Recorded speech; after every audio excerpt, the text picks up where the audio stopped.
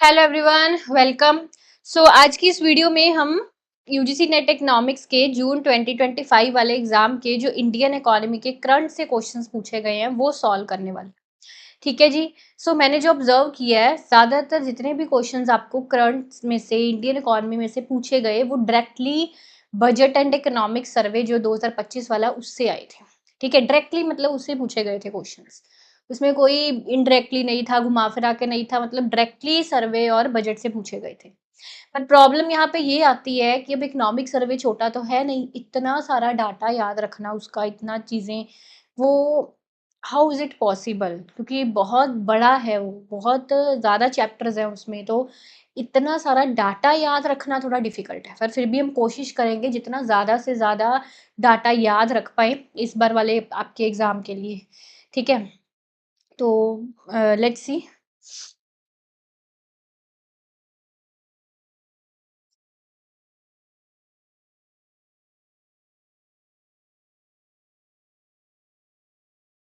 सबसे पहले आपको बता दूं कि हमारा दिसंबर 2025 इकोनॉमिक्स वाले बैचेस लॉन्च हो चुके हैं एप्लीकेशन पर।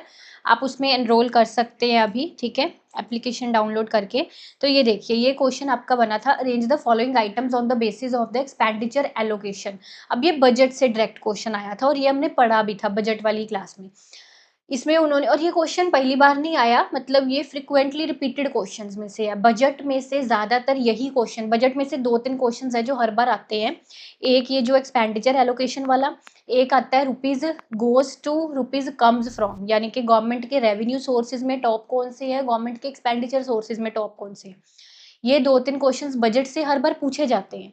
पर जो इकोनॉमिक सर्वे से इस बार क्वेश्चंस पूछे गए वो थोड़े इस तरह से डेप्थ में थे क्वेश्चंस थोड़े, है ना?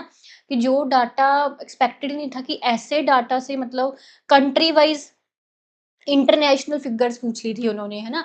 कि इंडिया, चाइना, रशिया से इंटरनेशनल क्रोनोलॉजी सभी कंट्रीज़ की, ऐसी चीज़ें पूछी थी। तो वो सारा डाटा हम देखेंगे, देखिए, ध्यान से समझिए, और आपको ये भी चीज़ पता चल जाएगी कि कैसे आने वाले एग्ज़ाम के लिए ये डाटा आपको कहाँ से पढ़ना है, कैसे पढ़ना है ना? वो सब चीज़ें आपको समझ में आ जाएँगी। तो देखिए, अब यहाँ पे इसने एक्सपेंडिचर एलोकेशन पूछा है। तो ये हमारी बजट वाली क्लास से ही मैंने ये वाली स्लाइड ली है। तो बजट वाली क्लास में आपको एक्सपेंडिचर ऑफ मेजर आइटम्स बताया था। अब इसमें डिफेंस, ये सारा क्रोनोलॉजिकल ऑर्डर में दिया हुआ है। सबसे ज़्यादा जो है डिफेंस पर खर्चा सरकार लगाया, ये 2025 का बजट है। फिर रूरल डेवलपमेंट आ गया, home affairs, agriculture, allied activities, education, health, urban development. देखो, अभी दिसंबर वाले एग्जाम तक कोई और नया बजट तो आने नहीं वाला। दैट मीन्स आपको यही फिगर्स उसके लिए याद करनी है। अभी से रट लो, नोट्स पर लिख लो अपने, या अभी से थोड़ा दिमाग में चीज़ों को डालना शुरू कर दो इनको। ठीक है? तो ये इसका क्रोनोलॉजिकल ऑर्डर है सारा। अब इसमें इसने जो पूछा है, ये देखो, सबसे ज़्यादा डिफेंस पे हो गया ना, उसने डिसेंडिंग ऑर्डर में पूछा है। तो सबसे ज़्यादा बजट किस पर हमने पढ़ा था? डिफेंस पर। डिफेंस के बाद रूरल डेवलपमेंट आया, ये देखिए, डिफेंस के बाद सेकंड नंबर पे रूरल डेवलपमेंट है। रूरल डेवलपमेंट के बाद एग्रीकल्चर एंड अलाइड एक्टिविटीज़ आ रहा है इसमें, है ना? क्योंकि होम अफेयर्स उसने दिया नहीं हुआ इसमें। फिर आपका एजुकेशन आ गया, और एजुकेशन के बाद कॉमर्स एंड इंडस्ट्री आ गया। ये रहा एजुकेशन, और एजुकेशन के बाद कॉमर्स एंड इंडस्ट्री। ठीक है जी? तो इस तरह से ये सारा क्रोनोलॉजिकल ऑर्डर है। अब आगे उसने क्या है, in which of the following year the preamble या mandate of RBI has been amended. बड़े ध्यान से पढ़ो इसको, आपके अगले वाले एग्जाम के लिए इंपॉर्टेंट है। अब रिजर्व बैंक ऑफ 2016 में क्या हुआ था ना, 2016 में आरबीआई मतलब एक ये मैंडेटरी चीज कर दी गई थी कि इन्फ्लेशन टारगेटिंग होगी। मतलब कि जो मॉनेटरी पॉलिसी आरबीआई बनाता है ना, उसमें इन्फ्लेशन टारगेटिंग को उसका एक प्रियोर ऑब्जेक्टिव, उसका एक प्राइमरी ऑब्जेक्टिव रखा जाएगा। ठीक है? सो आरबीआई एक्ट 1934, आपको पता है आरबीआई का एक्ट है, जो आरबीआई का एस्टैब्लिशमेंट हुआ था वो 1934 में हुआ था, है ना? तो उसमें इन्फ्लेशन टारगेटिंग को इंट्रोड्यूस किया गया कि मॉनेटरी पॉलिसी जो है उसका प्राइमरी ऑब्जेक्टिव जो है वो इन्फ्लेशन टारगेटिंग रहेगा। ठीक है? कि जब मॉनेटरी पॉलिसी आरबीआई के द्वारा बनाई जाएगी तो उसमें इन्फ्लेशन पर काबू रखना, इन्फ्लेशन को टारगेट करना उसका ऑब्जेक्टिव रहेगा। तो ये 2016 में आया था, क्लियर? तो दैट्स व्हाई इसका थर्ड आंसर सही है। अब आगे देखिए, ये एनवायरमेंटल कन्वेंशंस हम पेपर 1 में भी पढ़ते हैं, पेपर 2 में भी पढ़ते हैं, उसका क्रोनोलॉजिकल ऑर्डर है। अब मैं आपको ये सारी डेट्स देखो, क्योटो प्रोटोकॉल तो आपका कोई भी सब्जेक्ट है, आपके लिए ये सारी इंपॉर्टेंट है बिकॉज़ पेपर 1 के पॉइंट ऑफ व्यू से भी ये सारी एनवायरनमेंट की कन्वेंशंस बहुत इंपॉर्टेंट रहती हैं। Kyoto protocol 1997, Minamata convention 2013, Stockholm convention 2001, फिर यूएन रेड की फुल फॉर्म है reducing emissions from deforestation and forest degradation 2008, and जो रियो समिट था, अर्थ समिट भी जिसको बोलते हैं 1992 में।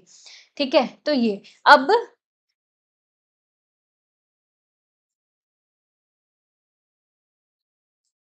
उसने यहाँ पे पूछा था स्टार्टिंग फ्रॉम ओल्डेस्ट, तो सबसे पुराना कौन-सा हो गया? सबसे पुराना हो गया रियो समिट। रियो समिट के बाद क्योटो प्रोटोकॉल 1997 में, है ना? फिर स्टॉकहोम कन्वेंशन आई, स्टॉकहोम कन्वेंशन के बाद यूएन रेड आया और मिनामाटा कन्वेंशन देखो सबसे लेटेस्ट है, सबसे लेटेस्ट मिनामाटा कन्वेंशन 2013 की, है ना? चलो, आगे अब देखो, अब ये देखो ये वो है rupees comes from rupees goes to वाली चीज़, कि जो गवर्नमेंट है उसके रेवेन्यू सोर्सेज़ में टॉप सोर्सेज़ कौन-कौन से हैं। रुपीज़ कम्स फ्रॉम जिसको बोलते हैं हम, है ना? बजट में ये इस तरह मेंशन होता है रुपीज़ कम्स फ्रॉम यानी कि गवर्नमेंट के टॉप रेवेन्यू सोर्सेज़, ठीक है? इसमें गवर्नमेंट का सबसे ज़्यादा रेवेन्यू जो जनरेशन होता है बोरोइंग से होता है, बोरो करने से, यानी कि गवर्नमेंट लोन लेती है जो, वो एक टॉप रेवेन्यू रिसोर्स है। ठीक है? फिर दूसरा इनकम टैक्स आता है, तीसरा जीएसटी आता है, चौथा कॉर्पोरेशन टैक्स आता है ना? 5th नंबर पे नॉन टैक्स रिसिप्ट्स आ गई, 6th नंबर पे यूनियन एक्साइज़ ड्यूटी है, 7th नंबर पे कस्टम्स है, फिर 8th नंबर पे नॉन डेब्ट कैपिटल रिसिप्ट्स है।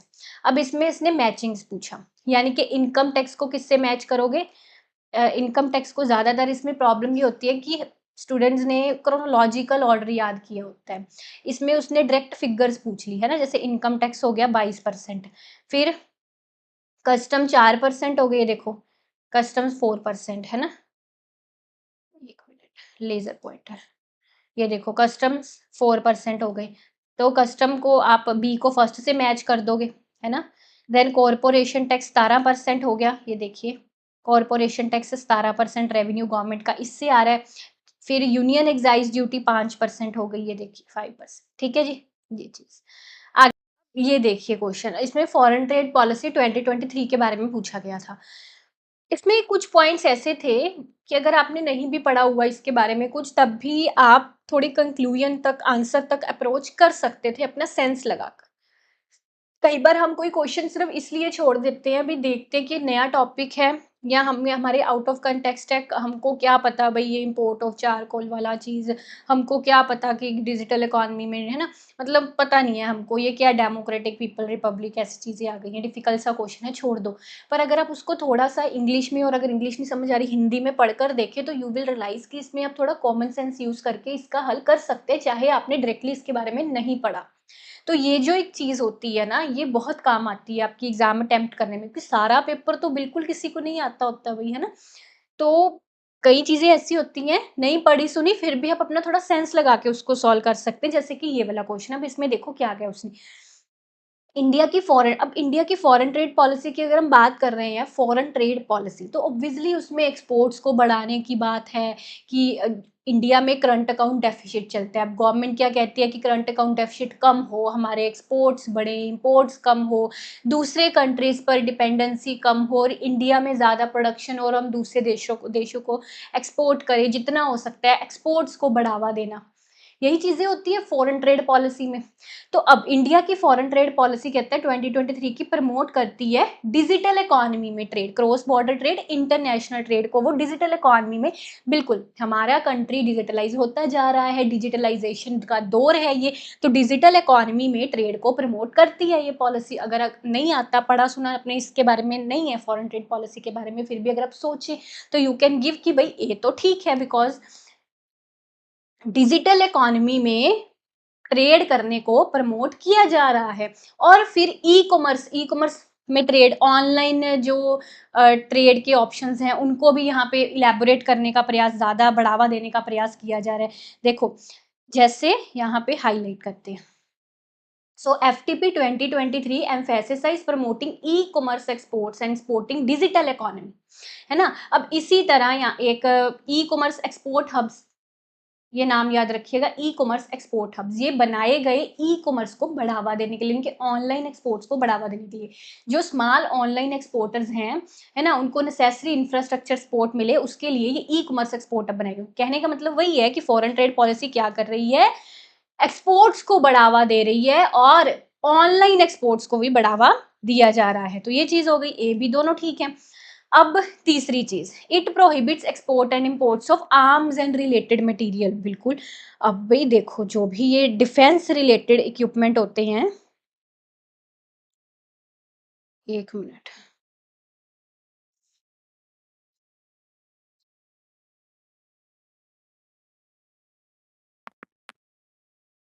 जैसे हथियार वगैरह हो गए, इसका तो प्रोहिबिशन करेगी ही सरकार। इसके ट्रेड पर तो गवर्नमेंट प्रोहिबिशन लगाएगी ही, सरकार नहीं चाहेगी इन चीजों का जो देश है वो व्यापार करे, है ना। सो बिल्कुल, it prohibits export and import of arms and related materials, हथियारों वगैरह का export import national security interest से। ये directorate general of foreign trade की नोटिफिकेशंस में नेशनल सिक्योरिटी इंटरेस्ट का ध्यान रखकर आर्म्स एंड रिलेटेड मटेरियल्स के ट्रेड को प्रोहिबिट किया गया, ठीक है ये। तो अब डी वाला पॉइंट देखो, it prohibits import of charcoal from Somalia. अब इसके बारे में समझो।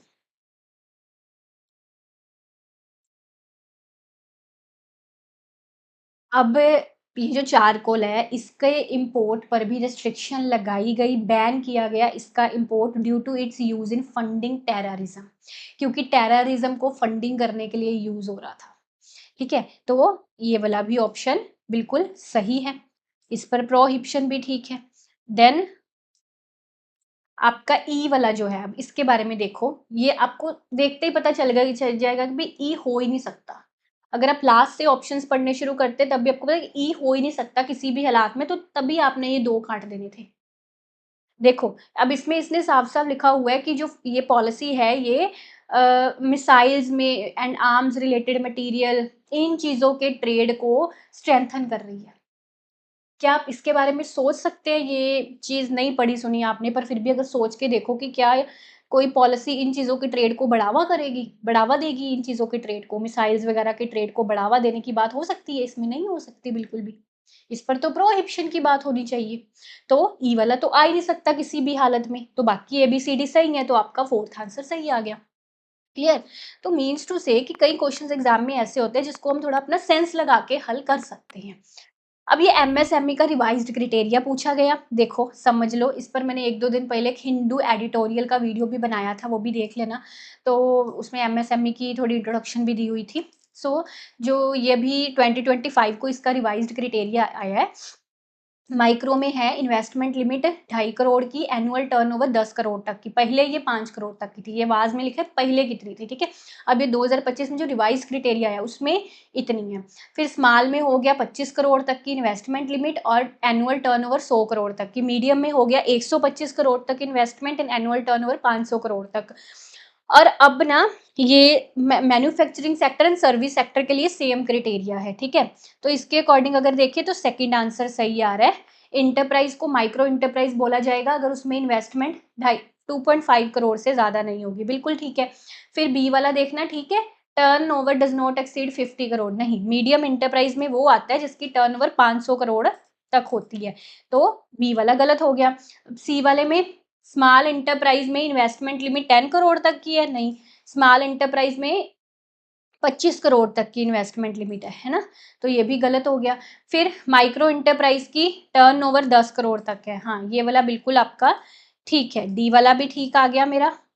और ई में क्या लिखा है, स्मॉल इंटरप्राइज का टर्नओवर लिमिट 100 करोड़ तक है, ये भी बिल्कुल सही है। तो यानी कि सेकंड आंसर मेरा यहाँ पे करेक्ट हो गया। आगे देखिए नेक्स्ट क्वेश्चन, ये भी बजट से आपका, ये अब जैसे हमने रुपीज कम्स फ्रॉम पढ़ा था ना, ये रुपीज गोज टू है, ठीक है, कि गवर्नमेंट का खर्चे के मेजर सोर्सेज कौन से। अब इसमें क्रोनोलॉजिकल ऑर्डर पूछा गया है। तो देखो, रुपीज गोज टू गवर्नमेंट का सबसे फर्स्ट नंबर पे जो एक्सपेंडिचर सोर्स आता है वो आता है state shares of taxes and duties, यानी कि जो गवर्नमेंट स्टेट्स को टैक्सेस एंड शेयर में टैक्सेस एंड ड्यूटीज में शेयर देती है, ठीक है। फिर आपको याद है हमने टॉप रेवेन्यू सोर्स में पढ़ा था बोरोइंग। तो टॉप सेकंड यहाँ पे एक्सपेंडिचर आता है इंटरेस्ट पेमेंट पे। गवर्नमेंट जो लोन लेती है उसका इंटरेस्ट पेमेंट गवर्नमेंट देती है, वो दूसरे नंबर पे खर्चा आता है। होना तो ऐसा नहीं चाहिए भाई, है ना, क्योंकि ये एकदम अनप्रोडक्टिव सा खर्चा है। तो थर्ड नंबर पे यहाँ पे आ रहा है सेंट्रल सेक्टर स्कीम्स पर, central sector schemes fourth number पे। फिर डिफेंस आ रहा है, defence finance commission, centrally sponsored schemes, ये सारा इकट्ठा ही आ रहा है। और फिफ्थ नंबर पे सब्सिडीज आ रही हैं। अब इसमें क्रोनोलॉजी असेंडिंग ऑर्डर में पूछी, इनके सबसे कम को हमने पहले लिखना है। सबसे कम देखो, सबसे कम पेंशन्स हैं जो सब्सिडी से भी कम है, देखो 4%, 6 नंबर पे, है ना। तो सबसे पहले यहाँ पे आ जाएगा पेंशन्स। फिर उसके बाद मेजर सब्सिडीज कितनी थी, ये 6% थी, हाँ 6%। फिर आ गया आपका finance commission and other transfers, 8% थी, ये देखिए ये रहा। देन फिर इसमें क्या आ गया, सेंट्रल सेक्टर स्कीम्स, ये वाली। एक तो सेंट्रल स्पॉन्सर्ड स्कीम्स ये अलग है, सेंट्रल सेक्टर स्कीम्स में आ गया 16%, है ना। देन इंटरेस्ट पेमेंट दूसरे नंबर पे हाईएस्ट था हमारा, तो सेकंड आंसर सही आ गया।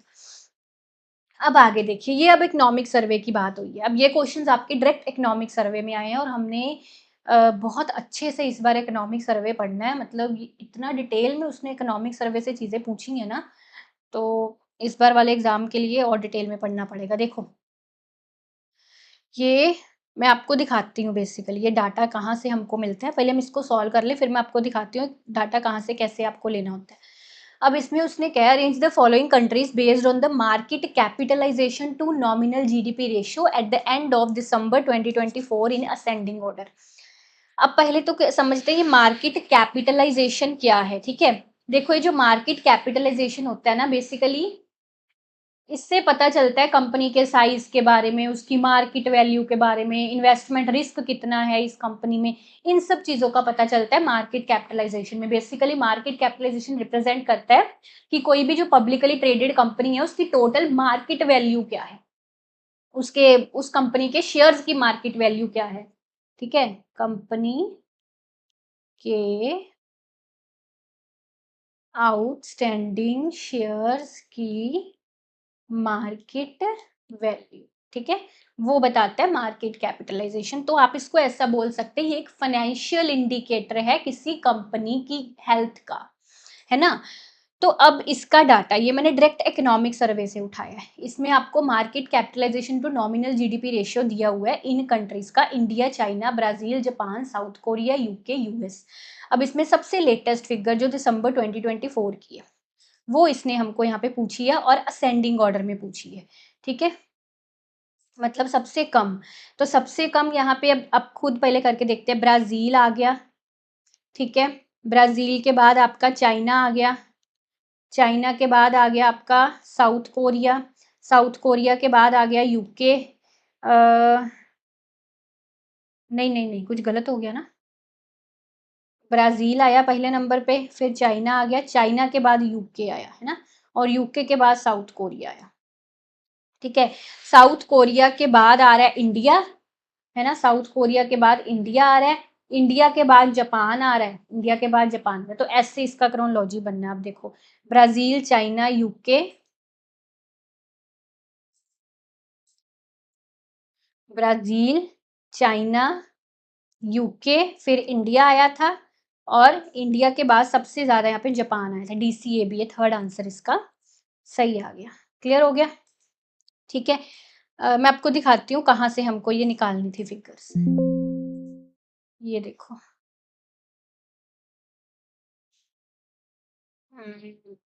ये वेबसाइट है indiabudget.gov.in इकोनॉमिक सर्वे, इस तरह से, ठीक है। ये वेबसाइट पर आप जाओगे ना, तो ऐसे ना ये कंटेंट्स आपको सारे दिख जाएंगे, सारे ये चैप्टर्स हैं इकोनॉमिक सर्वे के। अब इसमें जैसे उसने हमको पूछा था, जो ये मार्केट कैपिटलाइजेशन, ये एक फाइनेंशियल इंडिकेटर है ना, ये एक फाइनेंशियल इंडिकेटर है। तो हम यहाँ पे monetary and financial sector development वाले चैप्टर को खोलेंगे। जैसे ही मैंने यहाँ पे ऑलरेडी खोला हुआ है, ठीक है। आप यहाँ पे सर्च करके मार्केट कैपिटलाइजेशन सर्च करेंगे तो आपके सामने ये आ जाएगा। ये देखिए, यहाँ से डायरेक्ट फिगर आया, समझ लग गई बात। अब आगे देखो, अगला क्वेश्चन क्या है। अगले क्वेश्चन में उसने कहा है फाइनेंस कमीशन, हाँ। अब चेयरमैन पूछे हैं फाइनेंस कमीशन, और यहाँ पे बात ये थी कि हम लोग 12, 13, 14 लेटेस्ट फाइनेंस कमीशंस के चेयरमैन रट के जाते हैं। इसने बहुत पुरानी फाइनेंस कमीशंस के चेयरमैन भी पूछ लिए इसमें। अब देखो मैं आपको दिखा देती हूँ। 6th फाइनेंस कमीशन के चेयरमैन थे ये ब्रह्मानंदा रेड्डी जी, कितना पुराना। फिर 9th फाइनेंस मतलब कि हमको आने वाले एग्जाम्स के लिए सारी फाइनेंस कमीशंस की अब तक 15 हुई, 15 के 15 16वीं कभी चेयरमैन सबके रटने हैं। 16 टोटल चेयरमैन सबको रटने हैं, ठीक है। 6th फाइनेंस कमीशन के चेयरमैन ब्रह्मानंदा रेड्डी जी हैं। फिर 9th फाइनेंस कमीशन के केपी साल्वे जी, 10th फाइनेंस कमीशन के केसी पंत, 11th के खुसरो जी आगे, 12th फाइनेंस कमीशन के रंगा राजन, ठीक है। तो इस अकॉर्डिंगली इसका क्रोनोलॉजी बनना था। रेड्डी, सेल्वे, तो सबसे पहले रेड्डी जी आ गए, फिर सेल्वे जी आ गए, और फिर आपके पंत, देन खुसरो, और सबसे लेटेस्ट रंगा राजन, ठीक है। आगे देखिए, अब ये एनर्जी से क्वेश्चन है और इसमें उसने डायरेक्ट लिखा हुआ है एज पर इकोनॉमिक सर्वे, तो इसके लिए भी मैं आपको पहले इकोनॉमिक सर्वे पर ले जाती हूँ। देखिए, जैसे ही हम ये इकोनॉमिक सर्वे वाला देखेंगे, इसमें हमको ये सारे चैप्टर्स की इंपॉर्टेंट फिगर्स पढ़नी पड़ेंगी आने वाले एग्जाम्स के लिए, ठीक है। अब उसने एनर्जी से पूछा है, तो energy is a part of environment, basically climate है ना। तो ये देखो क्लाइमेट एंड इन्वायरमेंट वाले चैप्टर में ये होगा। जैसे ही मैं चैप्टर खोलूंगी, मैंने ये पहले से खोला हुआ था, देखिए इसमें इन्होंने इंडिया इंस्टॉल जनरेशन कैपेसिटी का ये पूरा एक पाई चार्ट सा बनाया हुआ है, इसमें सारी एनर्जीज का जिक्र किया हुआ है। मैंने यहीं से इसी चैप्टर से डायरेक्ट गवर्नमेंट के वेबसाइट से यहाँ से स्क्रीनशॉट ले लिया, ठीक है। तो अब देखो, सब इसमें दिया हुआ है। सोलर एनर्जी 20.60% आएगी, विंड एनर्जी 10.50%, हाइड्रो एनर्जी 10.30 हो गए, nuclear energy 1.80, coal energy 46.20 and gas आ गई 5.40, है ना। तो अब यही पूछा है उसने, सोलर एनर्जी को मैच कर दीजिए आप 20.60 से, ठीक है। हाइड्रा एनर्जी को 10.30, हाँ हाइड्रा एनर्जी 10.30 हो गई। Then nuclear energy 1.80, 1.80 and wind energy हो गई हमारी 10.50, ठीक है। इस तरह से अब आगे देखो, arrange the following countries in descending order based on the current account balance. अब फिर से उसने कंट्रीज का से क्वेश्चन, इंटरनेशनल लेवल का क्वेश्चन करंट अकाउंट बैलेंस के बारे में पूछा है। अब देखो ये भी अब हमको डायरेक्ट इकोनॉमिक सर्वे से क्वेश्चन पूछा गया था।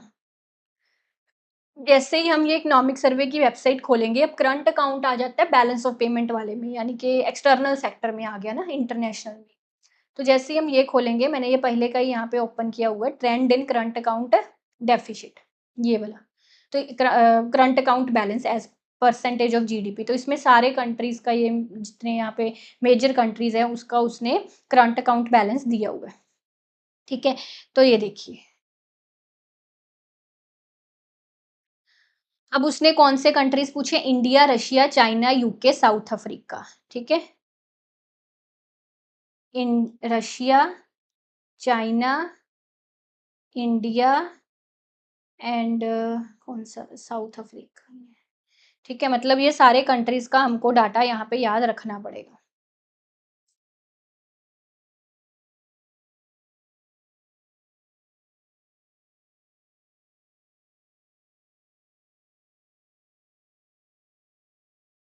और यूके का ये देखो। अब अगर मैं देखूं करंट अकाउंट बैलेंस, तो इसका देखना है हमको Q2 का फाइनेंशियल ईयर 25। अब इसमें येलो वाली लाइन मुझे देखनी है ना। तो इस साइड पॉजिटिव है, इस साइड नेगेटिव है। अब चाइना का देखो तो करंट अकाउंट बैलेंस काफ़ी पॉजिटिव में है। उसने डिसेंडिंग पूछा कि असेंडिंग पूछा है? डिसेंडिंग पूछा है कि जिसका सबसे ज़्यादा है उसको मुझे सबसे पहले लगाना है। तो चाइना का सबसे ज़्यादा, ये देखो करंट अकाउंट बैलेंस, ये येलो वाली लाइन है ना, सबसे पहले चाइना आ जाएगा। फिर उसके बाद अगर मैं रशिया का देखूँ तो ये येलो वाली लाइन कम है रशिया की, ये देखो चाइना से दूसरे नंबर पे रशिया आ जाएगा। फिर उसके बाद अगर इंडिया का देखेंगे, इंडिया का माइनस में जा रहा है, इंडिया का माइनस में ही जाता है। तो इंडिया का माइनस में इंडिया की येलो वाली लाइन अगर देखें तो हाँ, अब माइनस में हमको ये देखना है ना, उल्टा देखना होता है माइनस में। तीसरे नंबर पे इंडिया आ गया। फिर जो साउथ अफ्रीका है उसका उससे ज़्यादा माइनस में है, यानी कि साउथ अफ्रीका इंडिया से नीचे आया ना, फिर उसका करंट अकाउंट बैलेंस कम हो गया इंडिया से, क्योंकि माइनस में उसका ज़्यादा है ना। फिर साउथ अफ्रीका आ गया और फिर आपका यूके आ गया। उसने यही क्रोनोलॉजी दी हुई थी यहाँ पे। चाइना, रशिया, इंडिया, थर्ड वाला ये देखो, ठीक है। China, Russia, India, south Africa and UK. Clear? ठीक है। अब आगे देखो ये क्वेश्चन, ये तो प्रिडिक्टेड था, पॉलिसी रेट से हर बार आता है क्वेश्चन। आरबीआई की वेबसाइट से पॉलिसी रेट्स करंट हमको देखने होते हैं, rbi.org.in वेबसाइट से आप देख सकते हैं, ठीक है। तो लेटेस्ट 54th मीटिंग जो हुई उसमें उसने रेट्स की क्रोनोलॉजी पूछी, तो उसके अकॉर्डिंगली ये रेट्स जो हैं इसको आप इस वेबसाइट से भी देख सकते हैं। आरबीआई की जो वेबसाइट होती है ना, rbi.org.in करके, उस पर भी ये सारे पॉलिसी रेट जितने भी टाइम टू टाइम चेंजेस उसमें सब रिफ्लेक्ट होती रहती हैं। सो स्टैंडिंग डिपॉजिट फैसिलिटी, अब इसमें क्रोनोलॉजी उसने क्या पूछी है, असेंडिंग ऑर्डर में, इनके सबसे कम को मुझे सबसे पहले लेके आना है। तो सबसे कम इसमें हो गया रिवर्स रिपो रेट, ठीक है। फिर आ गया कैश रिजर्व रेट, फिर स्टैंडिंग डिपॉजिट फैसिलिटी, फिर हो गया आपका रिपो रेट, फिर एमएसएफ एंड बैंक रेट आपका 6.25% है, ठीक है। तो इसका थर्ड आंसर हो गया। तो सबसे पहले रिवर्स रिपो रेट हो गया, फिर कैश रिजर्व रेट हो गया, फिर बी यानी कि स्टैंडिंग डिपॉजिट फैसिलिटी हो गई, फिर रिपो रेट हो गया, और ए मार्जिनल स्टैंडिंग फैसिलिटी। हाँ, बैंक रेट तो यहाँ पे है ही नहीं है।